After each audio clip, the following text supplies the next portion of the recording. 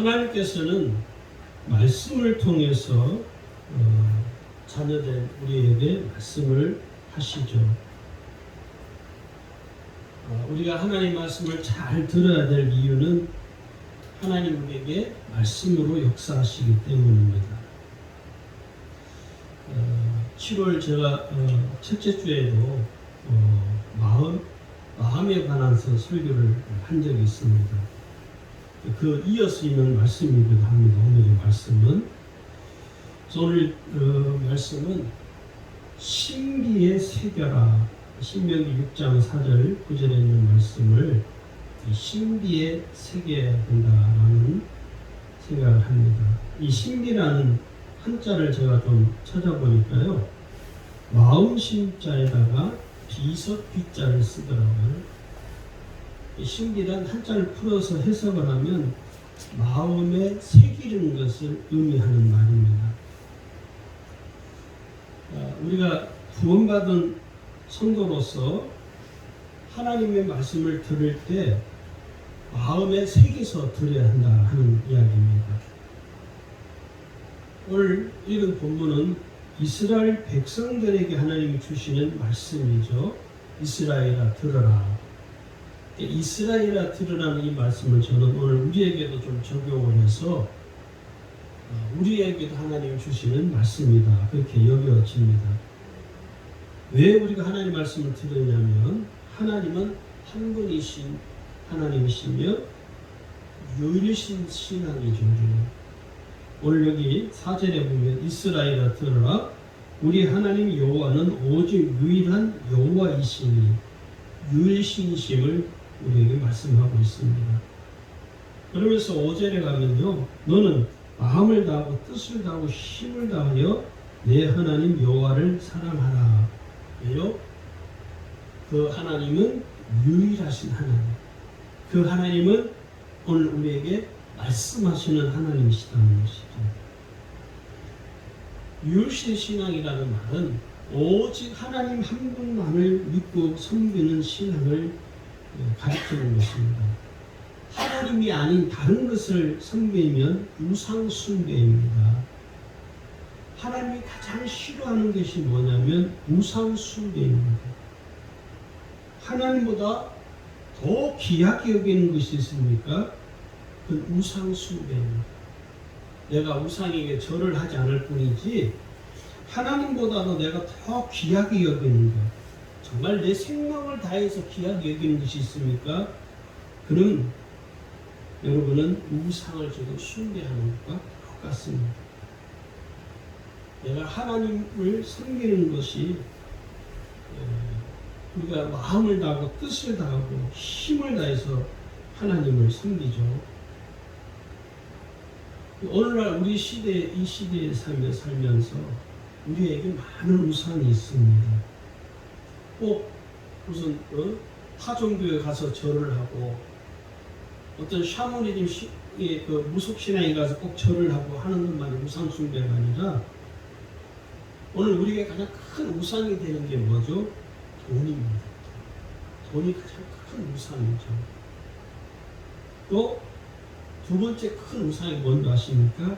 사람이 우상이 되는 것처럼 위험한 게 없습니다. 그리고 이 두 가지가 우리의 지금 현대, 지금 이 시대를 살아가고 우리에게 큰 걸림돌이 되기도 하고요. 하나님이 가장 싫어하는 영역이기도 합니다. 돈이 내게 우상이 되는 것, 그것은 나는 돈을 쫓아가는 것이죠. 돈 버는 일이라면 목숨을 내놓을 정도, 돈 버는 일이라면 남에게 거짓말을 해서라도 나는 돈을 벌어야 되겠다는, 이게 이미 우상이 되어 있다는 것이죠. 사람이 우상이 되는 건 뭡니까? 사람을 추종하는 거예요. 제가 제일 싫어하는 건 사람 추종하는 것입니다. 사람을 따라가고 그 사람의 자기의 시간을 투자하고 그 사람에게 자기의 생을 걸어버리는 것이죠. 많습니다. 구체적으로 이야기를 제가 지금 이걸 다 이야기할 수는 없으니까 사람이 우상이 되는 것이 하나님을 섬기는 것보다 사람을 더 사랑하고 사람을 더 쫓아가는 오늘 우리의 모습 속에서 하나님은 통탄한다 하는 것이죠. 오늘 여기 우리에게 뭐라고 말씀하냐면 신명기 6장 6절에 보면요, 오늘 내가 내게 명하는 이 말씀을 너는 마음에 새기고, 이렇게 마음에 새긴다는 것은 무엇입니까? 생명을 말하는 것입니다. 나의 삶 전부를 다하여 하나님을 따르는 것이죠. 하나님을 섬기는 것입니다. 이게 신앙이죠, 신앙. 좀 말씀을 좀 본론으로 들어가서, 그러면 왜 우리가 오늘날 하나님의 말씀을 마음에 새겨야 되느냐? 첫 번째 그 이유는요, 하나님께서 말씀하시기 때문입니다. 하나님은 구원받은 우리에게 말씀하심으로 역사하시죠. 오늘 구원받은 사람으로 사는 우리가요, 하나님의 말씀을 내 마음에 새기면서 들어야 됩니다. 말씀을 잘 들어야 내가 순종할 수 있거든요. 오늘 성도들이 왜 하나님 말씀에 순종하지 못하고 불순종하게 되느냐면 말씀을 잘 듣지 않기 때문입니다. 말씀을 잘 듣지 않기 때문에 말씀을 잘 모르셔요. 성경을 모르는 것을 부끄러운 일입니다. 사실은 예수 믿는 사람들이 이 성경을 모르는 것처럼 부끄러운 일은 없어요. 근데 오늘날 많은 그리스도인들이 본인이 성경을 모르는 것, 성경에 대해서 무지한 것에 대해서 그렇게 부끄럽게 하기 자꾸 참 안타까운 일이죠.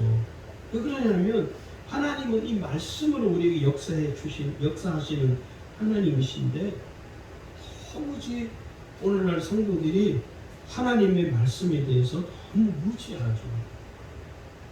꼭 잘못 이해를 하고 있거나 또 잘못 믿고 있는 경우도 많습니다. 똑같은 성경을 믿는데 어떤 사람은 정말 은혜가 있고 어떤 사람은 그렇지 못해요. 그런 걸 보면 오늘날 우리 속에 뭐가 있냐면 하나님께서 말씀하시는 것을 잘 듣지를 않습니다. 잘 마음에 새겨서 안 듣는다는 것이죠. 오늘 하나님께서 인류 역사의 최초의 사람인 아담과 하와에게 말씀하셨습니다. 하나님께서 아담과 하와를 창조하시고 에덴 동산에 두시면서 거기에 거하게 하시면서 가장 먼저 하나님이 주신 말씀이 뭡니까? 선악을 분별하는 선악과는 먹지 말라. 동산에 있는 모든 나무의 실과는 너희가 먹을 수 있지만 선악을 알게 하는 일명, 그러니까 선악과라고 말하죠. 그 나무는 먹지 말라. 그럼 사실은 말씀에 내가 먹는 날에는 정령 죽으리라. 말씀을 분명히 하셨음에도 불구하고 이 두 사람이 결국 하나님 말씀을 어기고 하나님 말씀에 대적하는 악한 죄를 범하게 되죠. 왜 그렇습니까?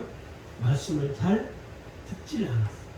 마음에 새겨서 듣지 않았다는 것이죠. 그래서 우리는 이 아담과 하와를 통해서 우리가 깨닫는 게 뭐냐면, 하나님의 말씀을 마음에 새겨서 듣지 아니하면 어떤 결과를 빚게 되는가를 너무 잘 알게 되는 것이죠. 오늘 이 시대에는요, 하나님께서 말씀하시는 경로가 몇 가지가 있습니다. 첫 번째 경로가 뭐냐면 성경입니다. 하나님 이 성경을 통해서 우리에게 말씀하죠. 왜냐하면 이 성경은 하나님의 뜻이 기록되어진 하나님의 말씀입니다. 그래서 하나님의 뜻을 알고 하나님의 뜻을 따라 살기를 원하는 자들은 이 성경을 통해서 말씀하시는 하나님의 말씀을 들어야 돼요. 그래서 성경을 우리가 꾸준히 읽을 수밖에 없다는 것이죠.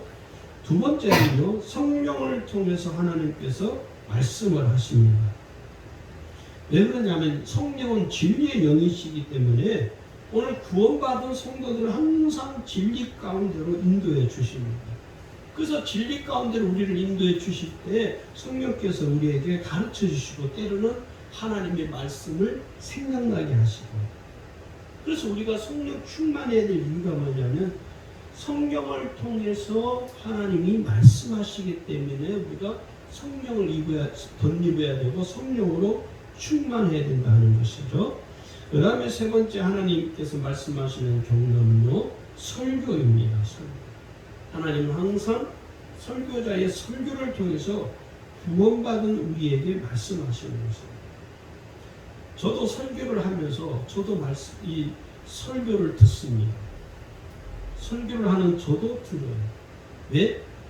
이건 내 설교가 아니라 박영환 목사의 설교가 아니라 저는 하나님이 설교자인 나를 통해서 하나님 지금 내게 말씀하신다고 저는 온전히 믿기 때문에 설교를 하는 설교자인 저도 말씀을 집중해서 듣습니다. 오늘 우리가 사람들이, 성도들이요, 설교자의 설교를 들을 때 그냥 설교자의 설교로만 들어요. 하나님이 나에게 말씀하시는 것으로 듣지 않습니다. 그래서 오래 믿은 성도일수록 오래 믿다 보면 서당계 3년이면 풍물이 없는다고요. 말씀에 대해서 설교를 들으면서 설교에 대해서 자기 스스로가 앞서가고 평가를 해버리는 것이죠.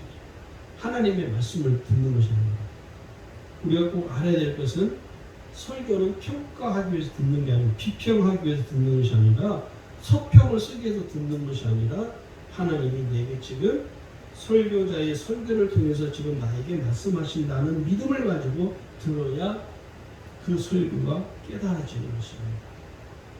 그 다음에 네 번째는요, 사람을 통해서 하나님이 말씀하십니다. 우리가 온전히 하나님의 은혜를 깨닫지 못하고 하나님의 뜻을 따라 살지 못할 때에는요, 하나님께서 어떻게 역사하느냐, 주변의 사람을 통해서 역사하십니다. 이게 이제 어떤 면에서 하나님의 말씀을 너무나 잘 듣지 않기 때문에 하나님께서 결국은 주변의 사람들을 통해서, 심지어는 어떤 일이 있냐면 믿지 않는 불신자를 통해서 하나님이 말씀하실 때가 있습니다. 우리가 그것을 잘 볼 줄 아는 눈이 있어야 되는데, 하기야 사람을 통해서 내게 말씀하시는 하나님의 그 말씀을 깨닫는 정도라면 여기까지는 안 가죠. 사실 하나님 말씀할 때 이미 그렇구나, 예, 하나님 알겠습니다. 성경을 통해서 말씀하는 걸 깨닫고, 설교를 통해서 말씀하는 것을 깨닫고, 성령을 통해서 말씀하시는 것을 깨닫게 되죠. 사람을 통해서 말씀하시는 데까지 안 갑니다. 여기서부터는요, 하나님 말씀을 듣지 않는 우리에게 하나님의 심지어는요, 악한 자를 통해서도 우리에게 말씀한다는 사실 알아야 됩니다. 그 다음에 환경을 통해서 하나님은 우리에게 말씀합니다. 이 정도 되면 이제 거의 이제 마지막까지 온 지경입니다. 예, 마음이 완고하고 마음이 강팍하기 때문에 하나님 말씀을 잘 듣지 못하는 우리에게 하나님은 나의 삶의 환경을 통해서 하나님 내게 강력하게 말씀할 때가 있습니다. 제가 그랬어요. 저도 20살 때, 23살 때 제가 목회자가 되겠다고 하나님 앞에 서원을 해놓고 10년을 버텼습니다. 저는 그렇다고 제가 예수를 잘 안 믿은 것도 아니고 열심히 했습니다. 교회 안에서 주어진 일에 최선을 다해서 교학교 교사를 쉬어본 적이 한 번도 없었거든요. 그런데 10년째 되는 해에 하나님께서 제가 교통사고를 당하면서 그 사건을 통해서 하나님이 그 환경을 통해서 하나님이 마지막으로 제게 이제 말씀하시는 것이죠. 제가 워낙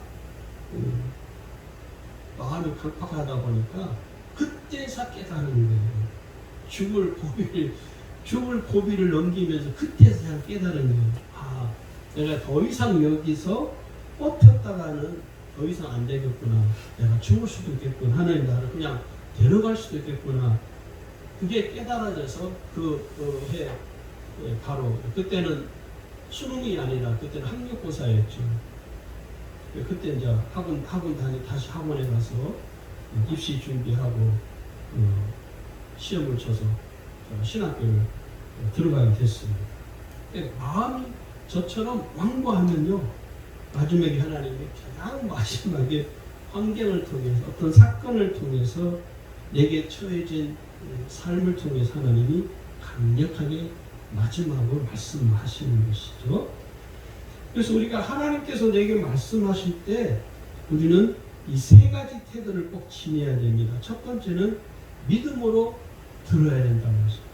믿음으로 듣는 우리 태도를 지녀야 됩니다. 두 번째는요, 깨달아야 됩니다. 어떻게? 믿음으로 깨달아야 됩니다. 일단 들어야 깨달아지거든요.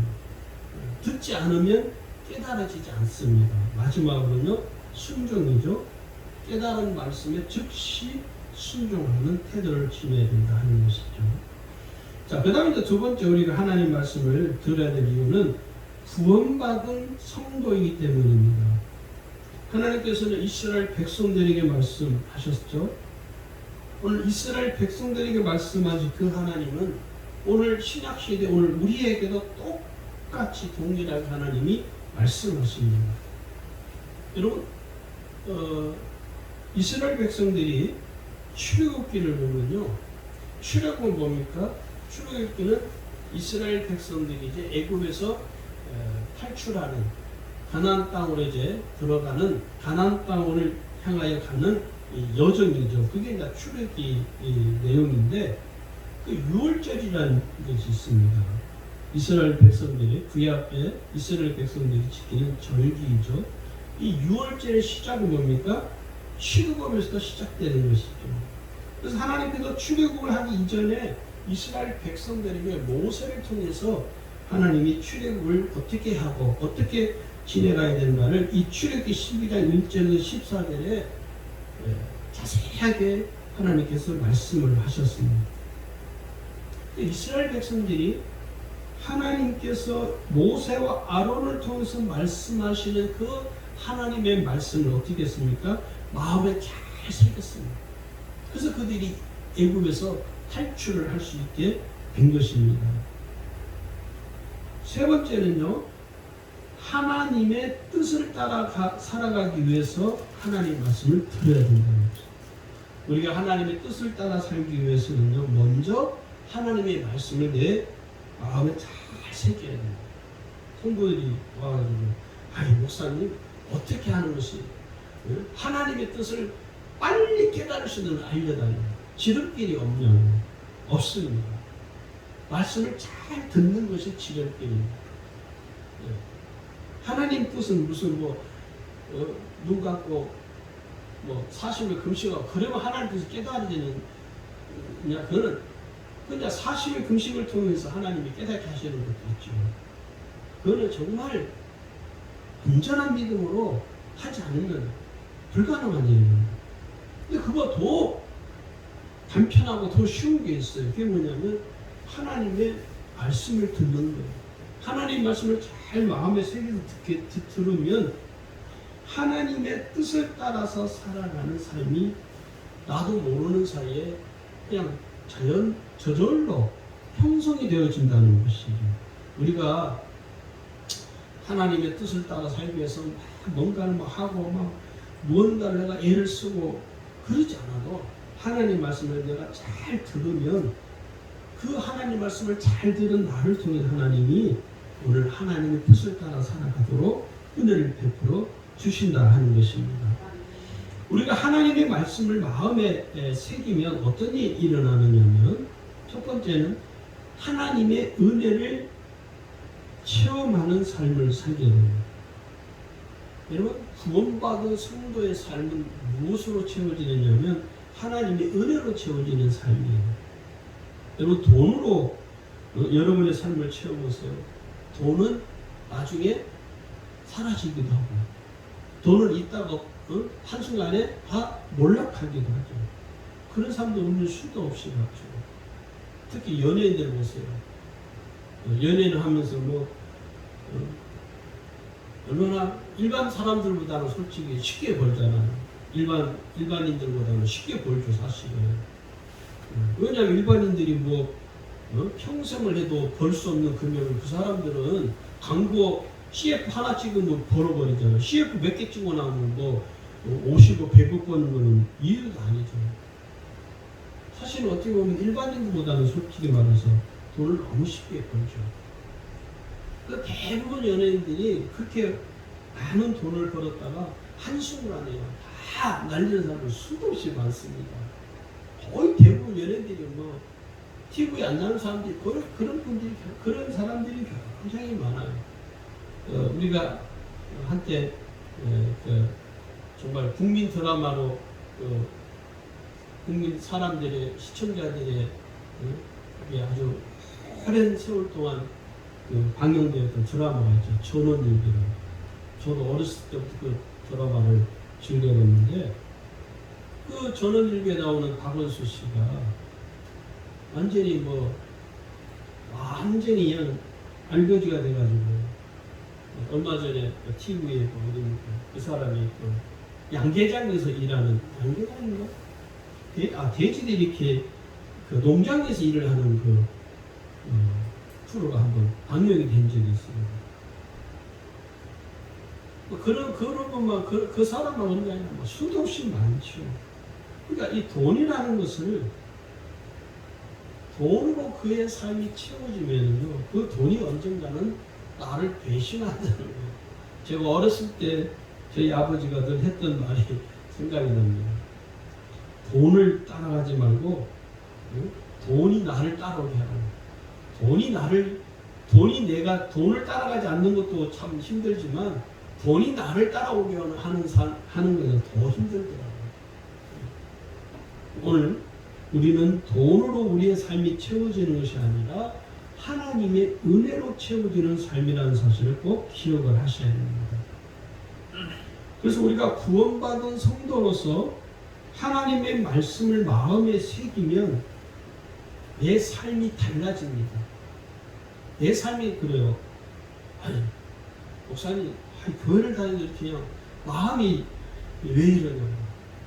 교회를 다녀서 되는 문제가 아니라 하나님의 말씀을 내 마음에 새기면 그 말씀이 내 심령 속에 들어와서 자리를 잡고 그 말씀이 나의 심령을 변화시키는 거예요. 사람들이 그러잖아요. 사람은 쉽게 변화되잖아요. 예수 믿어도 쉽게 변화되지 않는다. 맞아요. 그는 예수를 진짜 제대로 안 만나서 그래요. 하나님의 말씀이 심령 속에 들어오면 그 하나님의 말씀이 나의 못된 자아를 바꿔줍니다. 나의 성품도 바꿔주고요. 그 말씀이 나를 하나님이 변화시키는 거예요. 내가 변화되는 그 원동력이 뭐냐면 하나님 말씀이 내 심령 속에 들어와야 돼요. 하나님 말씀이 내 심령 속에 들어와서 나를 변화시키려면 내가 그 말씀을 들어야 되는데 그 하나님 말씀을 들어야 되는데 그 하나님 말씀을 우리가 안 듣거든요. 그래서 오늘 나의 삶을 은혜로 채워져야 오늘날 저와 여러분이 오늘 내 심령 속에서 역사하시는 하나님 은혜가 더 충만해진다는 사실을 꼭 깨달을 수 있기를 바랍니다. 두 번째는요, 축복과 형통의 삶을 살게 됩니다. 우리가 구원받은 성도로서 하나님 말씀을 잘 듣고 마음에 새기면 오늘 성경이 분명히 우리에게 말씀하거든요. 축복과 형통의 삶을 살아갈 수 있다는 거예요. 여기 보시면 신명기 29장 9절을 보시면요. 그런데 너희는 이 언약의 말씀을 지켜 행하라. 그래야면 너희가 하는 모든 일이 형통하리라. 여기 뭐냐면 하나님 말씀, 언약의 말씀을 지켜 행하면 형통하게 된다는 거예요. 형통과 축복의 은혜가 열리는데 그 조건이 뭐냐면 말씀을 지켜 행하라는 거예요. 또 열왕기상 2장 3절에 가면요. 내 하나님 여호와의 명령을 지켜 그 길로 행하여 그 법률과 계명과 율례와 증거를 모세 율법에 기록된 대로 지키라. 그래하면 내가 무엇을 하든지 어디로 가든지 형통할지라. 형통하게 된다는 거예요. 어떻게 하면 하나님 말씀을 지켜 행하면. 오늘 그럼 왜 형통하지 못하느냐? 간단해요. 하나님 말씀을 지켜 행하지 않기 때문에 형통할 수 없다는 거예요. 오늘 제가 항상 말씀드리지만 성경이 말하는 형통의 삶, 축복의 삶은요, 물질적인 이 축복을 말하는 것이 아닙니다. 그래서 잘 먼저 전제를 하고 말씀을 들으셔야 됩니다. 세 번째는요, 삶을 방황하거나 허비하지 않게 된다는 거예요. 이스라엘 백성들이 출애굽을 한 이후에 광야에서 삶은요, 하나님의 말씀을 또 마음에 새기지 않는 삶이었어요. 심지어 그들은 하나님 말씀을 무시하고 멸시했습니다. 한 예로 시내산에 모세가 하나님께 올라갔을 때, 십계명을 받으러 시내산에 올라갔을 때, 그때 어떻게 했어요? 이스라엘 백성이 정말 악한 짓을 했죠. 하나님을 우리에게 보여달라. 그러니까 아론이 뭐 안아요. 결국 아론이 있는 금을 다 모아가지고 그 금송아지만 이게 하나님이다. 그러니까 이들은 하나님의 말씀을 멸시하는 거예요. 하나님 말씀을 멸시하기 때문에, 하나님 말씀을 무시하고 듣지 않기 때문에 이들은 열흘이면 들어갈 수 있는 가나안 땅을 무려 40년이나 긴 세월을 광야에서 지나게 됩니다. 이 광야에서 그들이 긴 세월 동안 살았던 그 삶은요, 그들의 신앙을 단단하게 하는 게 아니에요. 단단하기 위함이 아니라 하나님의 말씀을 멸시하기 때문에 그들의 삶이 그들이 원하는 대로 형통하지 못합니다. 그 광야에 40년 동안 허비한 거예요, 사실은. 결국은 어떻게 됐습니까?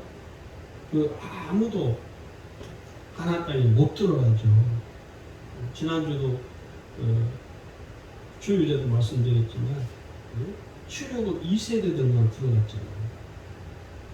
여기 보면 민수기 23장 13절을 보니까요, 여호와께서 이스라엘에게 진노하사 그들에게 40년 동안 광야에 방황하게 하셨으므로 여호와의 목전에 악을 행한 그 세대가 마치는 다 끊어졌느니라.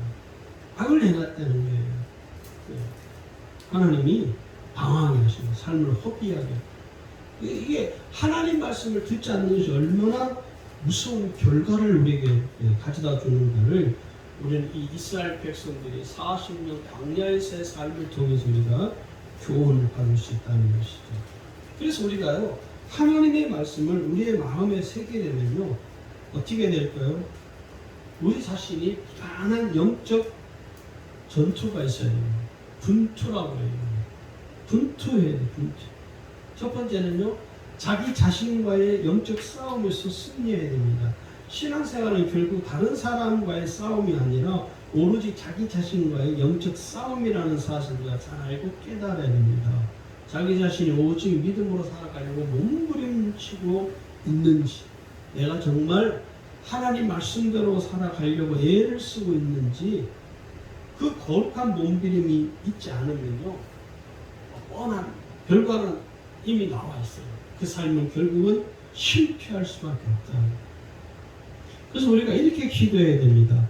하나님께 내 편이 되어달라고 하지 말고 내가 항상 하나님 편에 설 수 있게 해달라고 해야 되고요.